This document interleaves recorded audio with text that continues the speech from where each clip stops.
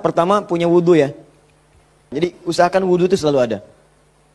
Ya, saya mendengarkan guru-guru saya, ulama-ulama, salafus saleh, orang-orang saleh membiasakan berwudhu. Saya coba ikutin, ternyata manfaatnya luar biasa. Wudhu. Kalau Anda biasakan seperti itu, perjanjian pertama, alastu bi rabbikum. Apakah engkau berikrar mau menjadikan aku sebagai Rabb? Siap. Apa? Kenapa menyebut Rabb? Padahal Allah bisa mengatakan begini, alastu ilahakum, alastu rahmanakum. Tapi Allah mengatakan alastu bi rabbikum. Bukankah aku Rabbmu? Rabb tidak disebutkan kecuali mengandung sifat rububiyah. Rububiyah itu perawatan, pengawasan, perhatian. Sifatnya yang paling pendek disebut dengan murabbi. Karena itu guru orang tua disebut murabbi. Karena orang tua memperhatikan, orang tua merawat. Kalau tanpa batas, perawatannya cepat, perhatiannya dalam, hilangkan kalimat mimnya, muncullah kalimat Rabbnya. Maka Allah disebut dengan Rabbun. Kalau kita meminta, Allah lebih cepat pemberiannya dibandingkan dengan hamba. Dan tidak ada batas. Rabbun. Makanya setiap kita minta, disebutkanlah kalimat Rabb itu. Silakan cek, setiap permintaan ada kalimat Rabbnya. Rabbana atina fid dunya hasanah wa fil akhirati hasanah wa qina adzabannar. Rabbana zalamna anfusana rabbighfirli wa liwalidayya la yukallifullahu nafsan illa laha ma wa 'alaiha mak Rabbana la tu'akhidna in nasina aw akhtana. Jadi kenapa disebutkan kata Rabb itu memberikan isyarat, seakan-akan mengatakan begini, maukah engkau berikrar menjadikan aku, bersaksi aku sebagai Tuhan, nanti yang saat engkau hidup aku akan perhatikan kau. Aku akan berikan kebutuhanmu. Aku akan sembuhkan kalau sakit. Aku akan penuhi apa yang kau minta. Akulah Rabb. Dengan sifat rububiyahnya. Makanya setiap Anda minta Rabb. Jelas? Saya kembalikan. Ketika Anda memohon kepada Allah, dahulukan dengan al-asmaul husna. Qulidullah. Panggil Allah. Minta. Kalau ada masalah minta. Ya Allah, ya Allah. Maaf ya. Bukan bikin status. Bukan bikin status. Diuji dengan musibah yang dibikin status. Aku tidak menduga akan seperti ini.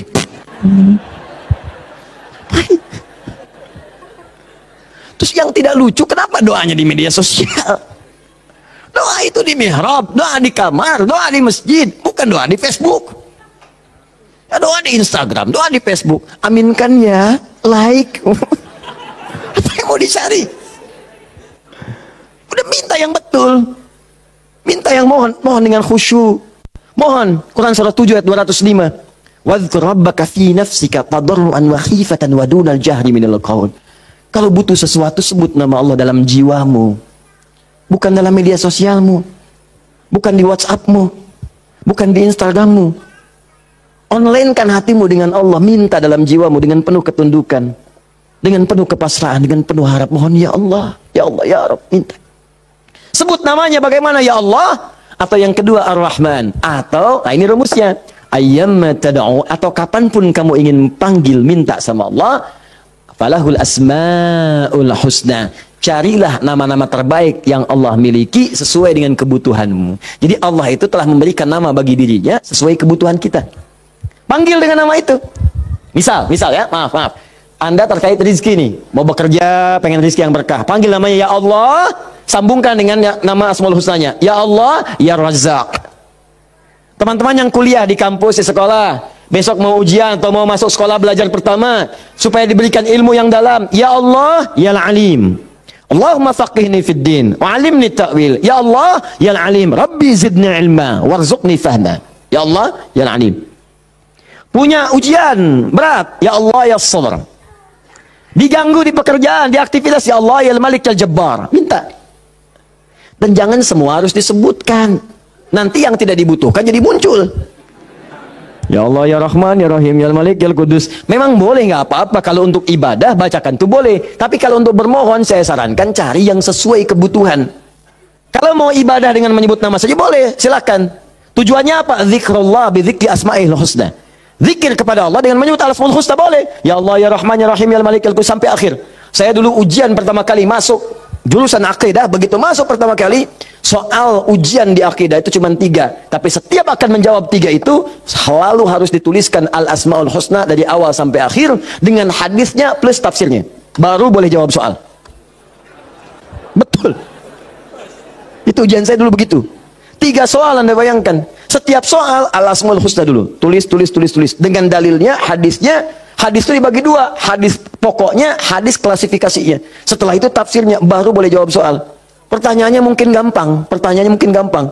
Misalnya, berapakah rukun iman itu? Cuman sebelum dijawab, tulis dulu tadi itu. Ini spidol. Ini jari telunjuk saya. Habis ujian itu mirip nih, begini. Betul. Cuman saya nggak foto aja dulu itu. Ya. Saya pikir kenapa Ustadz saya begini ya. Akhir-akhir baru sadar saya. Allahu Akbar. Rupanya beliau ingin menanamkan kedekatan kita dengan Allah dimanapun berada. Sebab kalau kita mengingat, menuliskan terus, maka dia akan sampai apa yang kita tuliskan merasap ke dalam tangan kita. Minimal jadi saksi di hari kiamat. Ya, di penanya, di hati kitanya, di bawahnya, sehingga ingin merasakan taqarrub ilallah dalam setiap keadaan kita. Cari itu. Dapatkan, mintakan. Mohon. Nah, 3 syarat ini terpenuhi di orang tadi.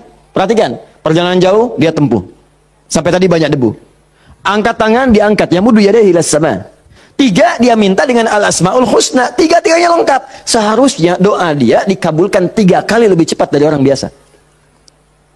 Karena 3 hal tadi dipenuhi. Qurannya ada, hadisnya ada. Bahkan Sayyid Sabiq itu pernah menulis kitab Al-Aqaidah Al-Islamiyah. Dalam bab al-asmaul husna disebutkan hadisnya populer. Hampir kalimat-kalimat tauhid di kitab-kitab hadis ada hadis ini.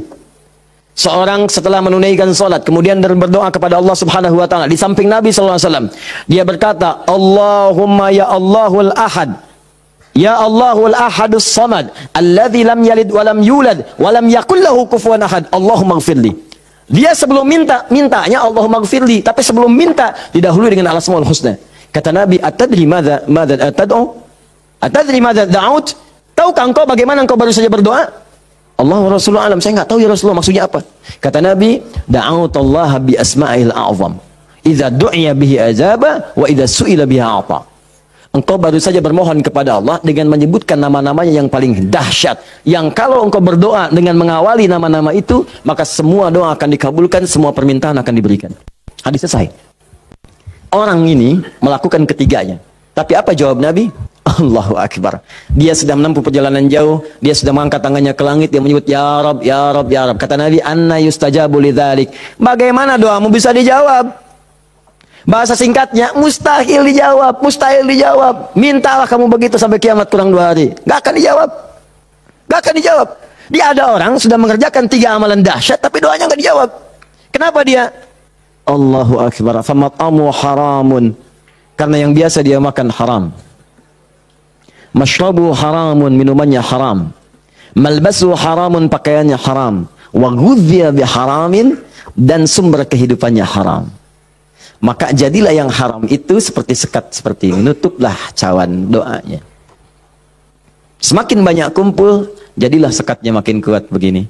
Jadi bukan Allah nggak ngabulkan, mau dikabulkan susah, mental terus tuh, mental. Karena masih tertutup dengan yang haram. Maka dari itu, kalau Anda banyak berdoa, padahal doa itu maslahat untuk Anda. Secara umum seharusnya dikabulkan secara umum. Tapi tiba-tiba kok aneh gitu, enggak lagi. Coba lihat, mungkin ada sekat dalam diri Anda. Mungkin ada maksiat, ada yang haram pernah dikerjakan. Buka dulu, buka cawannya. Keluarkan yang haramnya. Buka. Bagaimana membuka itu? Inilah yang tadi kita contohkan dengan ayat-ayat tadi. Tidak ada manusia yang sempurna. Yang sempurna makhluk diciptakan. Makhluk yang sempurna itu cuma malaikat. Tidak ada manusia yang sempurna. Sepanjang kita manusia pasti pernah berbuat salah. Tapi mungkin kesalahan itu menjadi penutup dari keinginan yang ingin kita mohonkan kepada Allah. Kenal Nabi Adam?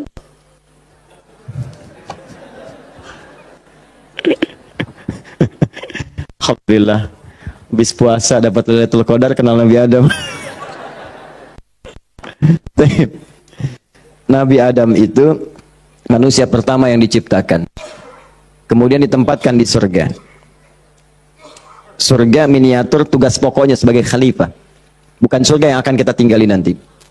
Secara singkat, di surga itu diberikan 2 sifatnya, baik sebagai nabi ataupun sebagai manusia. Untuk pelajaran bagi kita anak cucunya.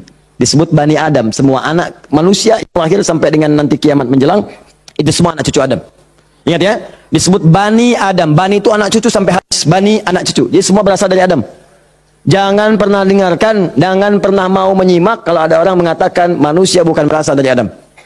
Kalau ada yang mengatakan manusia berasal dari monyet, nggak usah dengarkan. Bilang aja kalau Anda berasal dari monyet, silakan. Jangan ngajak-ngajak saya.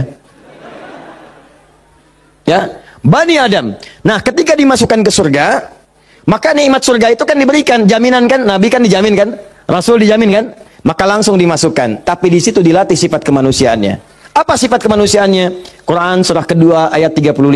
Wala taqraba hadhihi syajarata fatakuna minadh zalimin. Awas. Wa qulna ya Adam uskun anta wa zaujukal jannah. Kami firmankan Adam, kamu dan pasanganmu, istrimu masuk ke dalam surga. Wa kula minha haitsu syi'tum ragadan haitsu syi'tum. Silakan nikmati semua kenikmatan di surga. Wala taqraba. Tapi jangan dekati ini. Jangan sentuh yang ini. Hadhihi syajarata, pohon yang ini. Sentuh pun nggak boleh, mendekat nggak boleh. Awas. Jadi nanti ada yang dahsyat, larang. Perintahnya ada yang mendekat pun nggak boleh. Apalagi dikerjakan. Zina, perintahnya wala taqrabu zina, jangan dekat-dekat. Jadi kalau ada perintah dalam Al-Quran jangan dekat-dekat, berarti dosanya gede, besar. Mendekat ya nggak boleh. Kalau dikerjakan makin dahsyat dosanya. Makanya zina masuk ke dalam sab'ul mubiqat, 7 dosa besar. Dekat-dekat aja nggak boleh. Nah, cuma psikologi masyarakat sekarang itu, kalau nggak boleh dekat-dekat, makin penasaran. Itu yang jadi masalah. Makanya di Quran itu seringkali tegas. Kerjakan jahanam, kerjakan neraka. Harus begitu. Karena ada orang itu kalau dilarang suka penasaran. Nih, lubang, jalan. Di lubang ini ada buaya, lompatnya tinggi. Ada tulisan di sini, hati-hati, dilarang nengok. Lewat. Apa sih ini, penasaran? Oh, gitu. Jadi kalau masih begini, kadang pengen dilihat, ganti kalimatnya, nengok wafat.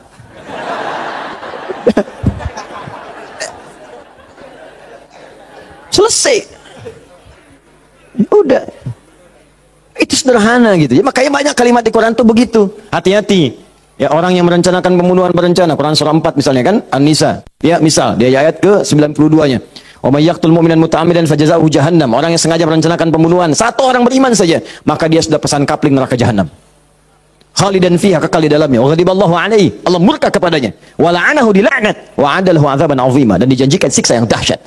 Siapa yang pengen pesan kapling di neraka jahanam? Maka muncul yang seperti itu, datang. Saya kembalikan ke sini, maka caranya adalah buka dulu ini nih. Buka dulu sekatnya. Tidak ada yang sempurna. Makanya Nabi Adam ketika kemudian ditempatkan di surga, surga ujian ya, bukan surga yang akan kita tempati. Dari mana dalilnya Ustaz? Karena di surga nanti kita itu sudah nggak ada ibadah lagi. Nggak ada ibadah. Nggak ada yang salat lagi, nggak ada yang puasa lagi. Cukup di dunia aja. Di akhirat tinggal mendapatkan hasilnya. Kita panen nanti. Ya. Ya jangan terlampau soleh, cita-cita di surga supaya bisa sholat tahajud. Allah, bapak tuh terlampau soleh. Udah tahajud di dunia aja, nyampe sana tinggal nikmati. Tinggal dinikmati.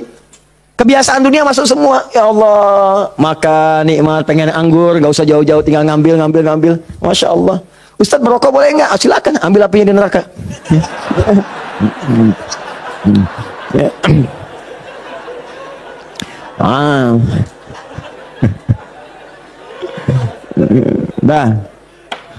Jadi Allahu Akbar, Allah astagfirullah. Jadi teman-teman sekalian, ke situ kemudian turun ke bumi, jadi ujian. Digodalah oleh setan, fawaswasalahum syaitan, digoda oleh setan. Singkatnya ketika digoda itu, kemudian godaan itulah yang menjauhkan Nabi Adam dan pasangannya dengan Allah Subhanahu wa taala. Turunlah terpeleset turun ke bumi. Singkatnya jadi pelajaran itu. Perhatikan baik-baik. Ini yang mau saya sampaikan. Ketika Nabi Adam, padahal beliau Nabi, sifat Nabi itu maksum. Kenapa diperkenankan oleh Allah berbuat salah pada saat itu dengan sifat kemanusiaannya? Padahal beliau Nabi. Awas hati-hati.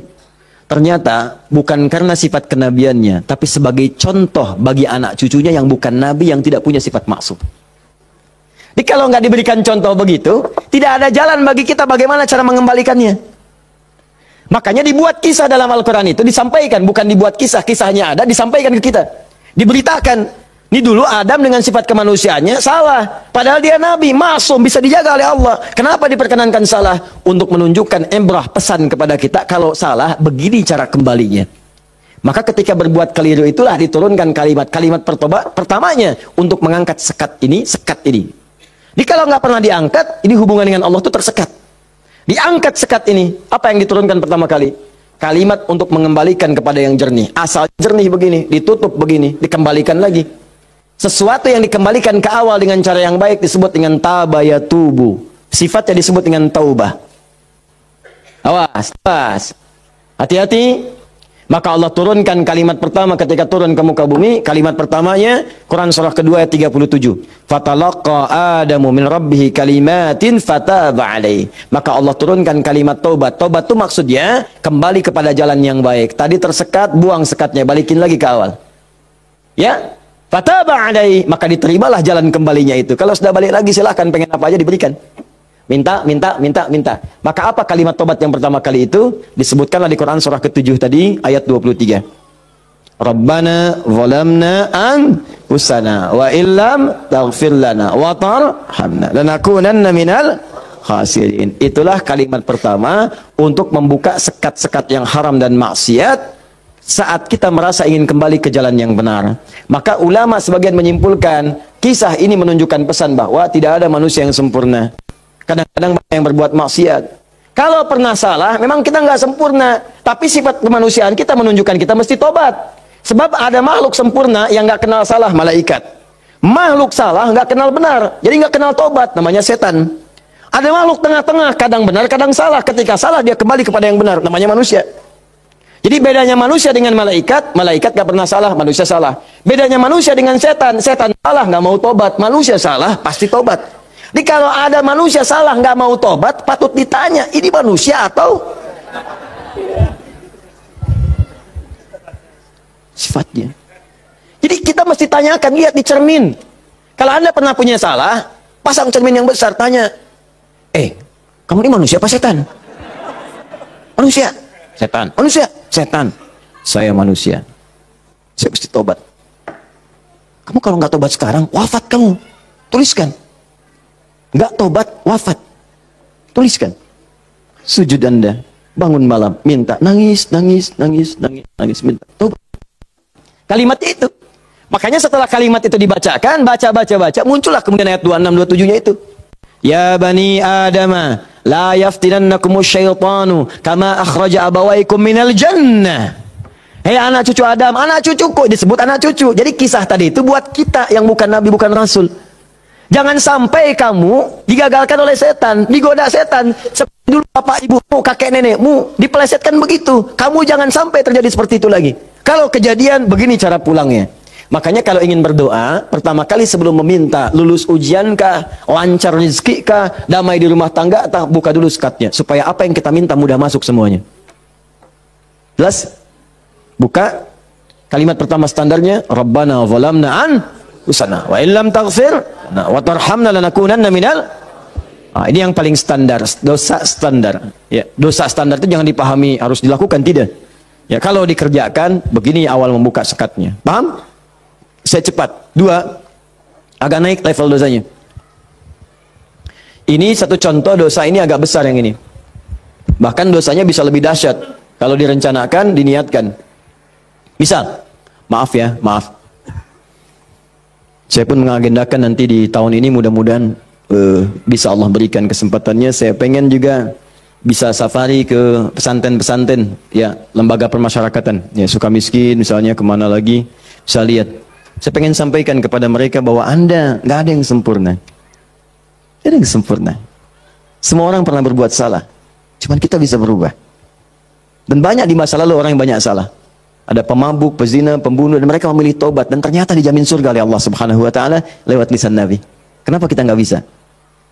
Ini dosa yang pernah dilakukan dalam kasus pembunuhan.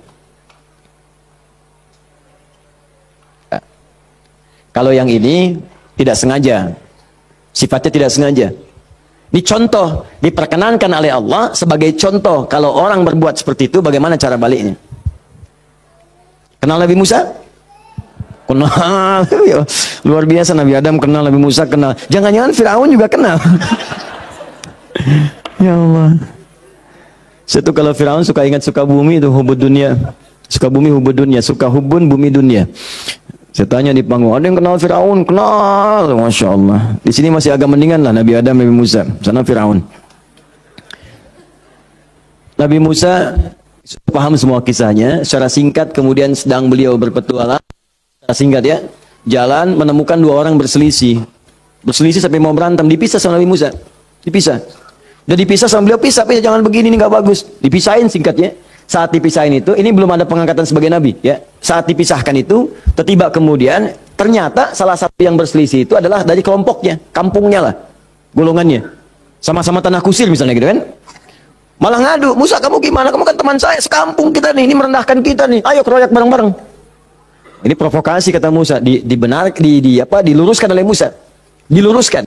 Begitu diluruskan, masih ngotot, diberi pelajaran, tampar oleh Musa. Nabi Musa itu kekuatannya, teman-teman sekalian, setiap nabi itu punya kekuatan 10 kali laki-laki biasa. Dan Nabi Musa terkenal sebagai nabi juga yang paling kuat. Tampar, wafat. Musa. Alhamdulillah Nabi kita Nabi Muhammad. Ya, Nabi Musa juga baik, semua nabi baik, semua nabi baik. Ingat, jangan dipotong kalimat saya, nabi kita semuanya baik. Semua baik, semua baik, semua baik, semuanya baik, semuanya baik. Baik, tampar wafat. Begitu ditampar, padahal Musa melakukan sesuatu yang benar dan nggak ada niat memberi pelajaran aja niat yang memberi pelajaran bagus, memang benar. Tapi begitu kemudian dia wafat, ada perasaan bersalah. Apa doanya kemudian pada saat itu diabadikan dalam Al-Quran? Rabbi inni zalamtu nafsi faghfirli. Yang indah fataba alaihi. Rabbi inni zalamtu nafsi, ya Allah aku salah, zalim saya. Padahal nggak diniatin loh Pak Bu, nggak diniatin, cuman kejadian gitu kan. Nah itu belum ada pengangkatan sebagai nabi, belum. Nanti diangkatnya setelah bertemu nanti kisah yang lainnya. Di secara singkatnya terjadilah peristiwa itu, lalu turunlah kemudian diabadikan doanya dalam Al-Quran. Rabbi inni zalamtu nafsi. Jadi kalau ada di antara kita, misal pernah berbuat, siapapun tingkat kesalahannya sampai ke sini, nggak sengaja atau pernah berbuat yang serupa, cepat taubat. Karena kalimatnya sudah turun. Nanti kalau sampai hari kiamat gak taubat, lebih berat lagi. Coba mau berkata apa di hadapan Allah Subhanahu wa taala? Hei, aku kan dah turunkan kalimat di bumi supaya kamu taubat. Kamu kan pernah bunuh orang kan? Tanggal sekian, jam sekian, kamu kejar-kejar, kamu tembak, kamu bom, kamu bunuh, kamu tusuk, kamu pukul, kamu macam-macam kan? Ada semua rekamannya terbuka. Aku turunkan kalimat taubat lengkap dengan kisah tuntunannya. Kenapa kamu gak taubat? Mau jawab apa? Allah sudah kasih cara pulang tapi nggak digunakan. Allah nggak salah kan di situ. Diturunkan kalimatnya dan bahkan dijamin fataba alaihi, diampuni oleh Allah. Ayo balik lagi. Makanya 2000 tahun setelah Nabi Musa, lahir Nabi Muhammad SAW. Itu diantara sahabat-sahabat yang jadi sahabat terbaiknya. Kan dulu banyak yang hobinya juga begitu, jahiliyah. Ada yang hobinya berkelahi. Kenal Umar bin Khattab? Umar bin Khattab radhiyallahu ta'ala anhu luar biasa, tegas, kekar, wah senang duel sebelum masuk Islam. Siapa yang berani dengan saya? Ayo naik ke bukit itu, Jabal Qubais ditunjuk, bukit paling favorit. Naik ke sana, yang sekarang ada istana raja di situ, ya di samping Zamzam itu. Naik. Sebelum berduel dengan saya, pamit dulu pada ibu yang telah melahirkannya, karena dia akan pulang tanpa nama. Umar, Allahu Akbar. Apa yang terjadi? Masuk Islam halus, tersentuh, masuk Islam. Lalu kasarnya berubah menjadi tegas, dipakai melindungi Nabi SAW, dipakai menegakkan syariat dengan baik. Kehalusannya muncul, sampai datang tengok orang jadi khalifah, perhatikan orang, luar biasa. Tegasnya muncul. Ya, waktu Abdullah bin Ubay bin Salul itu, seorang munafik, kalau sholat di belakang Nabi, saf paling depan. Tapi begitu bubar, provokator paling pertama Abdullah bin Ubay bin Salul. Begitu keluar, Muhammad nih SAW. Mecah belah kita aja. Datang ke sini pengen jadi pemimpin. Dia punya masjid sini, kita bikin masjid yang lain. Bikin dilar. Selalu dipecah. Orang udah siap-siap perang Uhud, di pertengahan jalan, diprovokasi. Balik aja balik. Pasukan musuh lebih kuat. Ayo balik-balik. Sepertiga berputar desersi. Anda bayangkan? Tapi apakah Nabi langsung menghukumi? Tidak. Nabi kenapa nggak dihukumi? Umar, gregetan saya. Ya. Kata Nabi, kan belum jelas kelihatan nampaknya. Nanti jadi fitnah, pecah nanti semuanya karena dia masih dianggap pemimpin di kalangan yang lainnya. Biarlah nampak nanti Allah berikan hujahnya untuk dia. Satu kali, tapi kalau di depan baik, di belakang menusuk dari belakang. Satu kali sakit. Begitu saat sakit itu, anak Abdullah bin Ubay bin Salul, anaknya namanya Abdullah, baik, soleh. Nah ini juga jangan simpulkan kalau keluarga misalnya bapaknya nggak bagus, pasti anaknya nggak bagus, belum tentu. Belum tentu. Kenal Abu Jahal? Anaknya Ikrimah. Bapaknya musuh Nabi luar biasa. Anaknya pembela Nabi yang paling hebat. Penunggang kuda yang dahsyat. Saf paling depan kalau jihad. Sampai Nabi itu dengan menghormati Ikrimah tidak pernah menyebut Abu Jahal di depan Ikrimah. Jangan singgung bapaknya. Jangan. Supaya anak ini dalam ketenangan. Abdullah bin Ubay bin Salul anaknya taat. Namanya Abdullah juga. Sakit bapaknya datang kepada Nabi. Ya Rasulullah, bapak sakit, kata Nabi, berikan ini. Kasih air. Berangkat pulang sana. Katakan dari Nabi. Datang senang pulang. Ya abadi, papa ini dari Nabi. Apa sih Muhammad? Lempar. Habis. Sampai sekarat disampaikan, datanglah Nabi ke rumahnya. Tapi nanti saat turun surat Taubah itu untuk dilarang menyolatkan. Begitu datang ke tempatnya, apa yang dikatakan? Manjanya luar biasa. Ya Rasulullah, itu di depan Abu Bakar, ada Umar dan yang lain-lain. Ya Rasulullah, biarkan aku wafat dengan mengenakan jubah terluarmu. Apa kata Umar? Ya Rasulullah, izinkan aku memenggal kepalanya.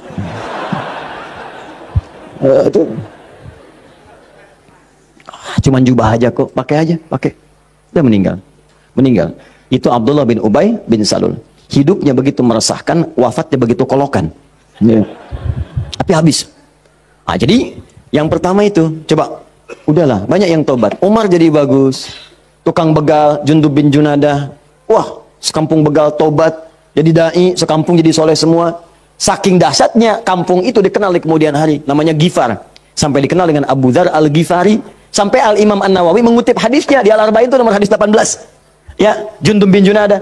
An Mu'adz bin Jabal wa Jundub bin Junadah radhiyallahu taala anhuma qala Rasulullah sallallahu alaihi wasallam, ya, ittaqillaha haitsu ma kunta wa atbiz sayyi'atil hasanata tamhuha. Ainal hadis? Mana hadis? Mana Qurannya? Apa yang antum kerjakan tiap hari? Ngitung lagi. Mana bekal antum tuh pulang? Minimal sehari satu hadis. Ambil, walaupun nggak hafal hadis kan nggak mesti hafal, baca hadisnya, lihat terjemahannya, amalkan isinya, buka konsepnya. 57 hadis kitab iman, tiap hari baca satu.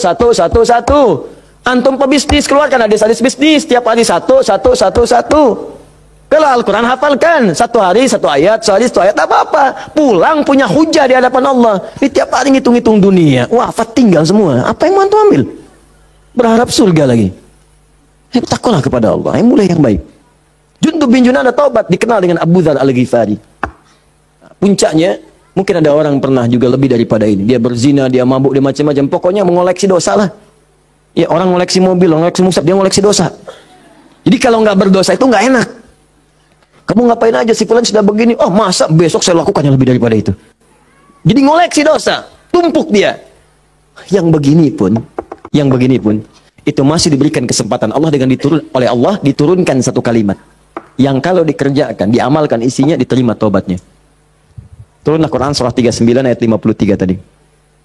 Qul ya ibadiyalladzina asrafu ala anfusihim la taqnatu min rahmatillah. Muhammad katakan pada hamba-hambaku yang dosanya sudah israf. Israf itu melebihi dasar cukup. Lebih. Mubazir. Banyak.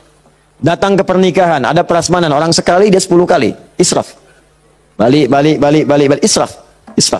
Ini ada israf dalam dosa. Itu pun kalau mau taubat, kata Allah, la taqnatu min rahmatillah. Jangan puasa dari rahmat Allah. Innallaha yaghfirudz dzunuba, Allahu ya Rahman, Allah ya Rahim. Allah akan mengampuni semua jenis dosa sepanjang kau mau taubat. Di kadang-kadang Allahnya sudah pengen ngampunin, manusia yang nggak pengen. Fir'aun kan gitu, kurang apa lagi diutus 2 nabi langsung. Musa dengan Harun, idhaba ila fir'auna innahu tagha. Quran surah 20 ayat 43 sampai 44. Musa, Harun, pergilah ke Fir'aun, dia sudah mulai menyimpang. Faqula lahu qawlan layyina la'allahu yatadhakkaru wa yakhsha. Katakan kepadanya dengan lembut, mungkin dengan kelembutan itu dia sadar dan mau bertobat. Enggak mau. Musa, gua kan Tuhan yang gede, ana rabbukumul a'la. Marah, nantang, mau bunuh dan sebagainya. Sudah, selesailah dia tenggelam di lautan. Ya, jadi mumi. Teman-teman, ini jadi gambarannya, bukan dulu skatnya. Kalau dibuka, ini yang terakhir, kalau dibuka begini, ternyata bukan cuma skatnya, dalamnya kotor. Kotor. Kalau ini kan masih bersih, diminum juga bisa. Masa sih Ustaz? Betul, contoh. Bismillah. Alhamdulillah. Ini ya. Bersih. Tapi kalau kotor, siapa yang mau minum? Tidak ada. Maka kalau minuman bercampur kotor, di sini ada kotoran misalnya kan? Ya, maaf. Masuklah kotoran yang sudah bernajis, kotor. Apakah mungkin akan diminum? Tidak. Yang dilakukan pasti akan dibuang dulu, cuci dulu. Jadi kadang-kadang sekatnya sudah dibuka, tapi haramnya belum keluar. Memang taubat dari dosa-dosa, misalnya, mohon maaf, dosa untuk menipu. Awas, dosa pencurian. Taubat betul, cuman barang yang dicuri dikembaliin dulu. Dosa dari ngutangin orang, betul. Dosanya tobat, cuman utang bayar lunas dulu. Bukan bermusafah kemudian lunas dosanya, tidak. Lunas utangnya, tidak. Maka ada hal-hal tertentu yang ketika saat dilakukan, sekatnya mesti dibuka, yang kotornya mesti dikeluarkan. Tobat dari dosa musyrik, tobat bagus. Cuman keris yang dimusyrikan, pedang yang dimusyrikan, batu-batu yang dimusyrikan, buang dulu. Buang dulu. Tato-tato, gambar-gambar, kan? Aku tuh kalau melihat Lionel Messi, rasanya main bola aku jadi bagus deh. Sampai dibikin tato misalnya. Musyrik. Hati-hati. Musyrik. Buang. Taubat, buang dulu. Begitu sudah dibuang, nanti Anda akan lihat. Kerjakan amal soleh. Jadi jika yang salah itu hilang, yang soleh muncul. Kalau sudah yang soleh muncul, Anda nggak minta pun dikasih. Nggak percaya, silahkan buktikan. Bedakan rasanya, rasakan bedanya, dan pasti akan terasa bedanya. Akan lain. Demi Allah saya katakan akan lain. Paham di sini? Nah, ini sebelum meminta, saya harap coba Anda kerjakan dulu ini. Setelah itu silakan minta, mohon. Usahakan kalau minta, pertama punya wudhu ya. Ini dianjurkan, disunnahkan dalam setiap keadaan. Jadi usahakan wudhu itu selalu ada. Kalau batal, nggak sempat ada air, tayamum. Ya, saya mendengarkan guru-guru saya, ulama-ulama, salafus saleh, orang-orang saleh membiasakan berwudhu. Saya coba ikutin, ternyata manfaatnya luar biasa. Dan jadinya di kebiasaan. Jadi kalau kita nggak berwudu nggak enak. Ya, wudu. Kalau Anda biasakan seperti itu, nah biasa nanti saat berdoanya enak. Ya, pertama, wudu dengan baik. Kedua, pastikan semua aktivitas kita dikerjakan dengan yang halal. Jadi jangan pernah sentuh yang haram-haram. Pakaian, jauhkan dari yang haram. Makanan, perangkat itu jauhkan dari yang haram. Nanti ada kenikmatan tersendiri. Kedua, yang ketiga, menghadap ke arah kiblat kalau mampu. Kalau tidak, seadanya. Ya, seadanya saja. Nah, misal mohon maaf sedang di pesawat, ya kan? Apalagi jadi pilot, ya kan? Menghadap ke arah kiblat. Jadi bahaya, ya kan? Nah, jadi sesuaikan sesuai dengan keadaannya. Minta. Jadi pertama apa? Punya wudu. Kedua, bersihkan dari yang haram yang tidak baik. Yang ketiga, kalau mampu menghadap kiblat, kalau tidak seadanya kemudian meminta. Ya, lalu yang keempat tadi masih ingat dengan al-asmaul husna. Yang kelima, angkat tangannya kalau memang di situ diperkenankan mengangkat tangan. Nanti kalau sudah seperti itu silahkan pilih doa-doanya. Ini doa yang sudah menikah, yang kemudian belum mendapat keturunan. Ini doanya. Quran surah ketiga, ayat 38 sampai 39, tambah Quran surah 19, ayat 3 sampai 15. Kalau bisa dilakukan di mihrab. Jadi di rumah bikin mihrab. Nggak harus ada ruangan. Sehamparan sejadah, kalau memang ruangannya terbatas, sehamparan sejadah, tapi minta dengan benar. Ya, minta dengan benar. Dan yakin kepada Al-Quran. Ya, yakin sama Allah aja, yang lain jangan disebut. Ya Allah, kata Ustaz Ali Hidayat, berdoa di mihrab, dikabulkan. Saya nggak usah disebut. Minta aja kepada Allah, minta. Dengan keyakinan, janji di ayat-ayat itu. Saya pernah ajarkan ini pada beberapa kawan, dan Alhamdulillah selama ini 100% Allah berikan. Ada yang 8 tahun diberi keturunan. Dari sekian tahun dia. Tapi yang paling indah ketika disampaikan, ada 8 tahun Ustaz, saya udah sekian tahun Ustaz. Sampaikan, nih saya tuh bukan karena saya bilang, tapi saya belajar dari Quran katanya seperti ini. Coba deh, yakin sama Allah, minta. Nggak lama tuh. Sekian, tiba-tiba, Masya Allah pada nangis saja.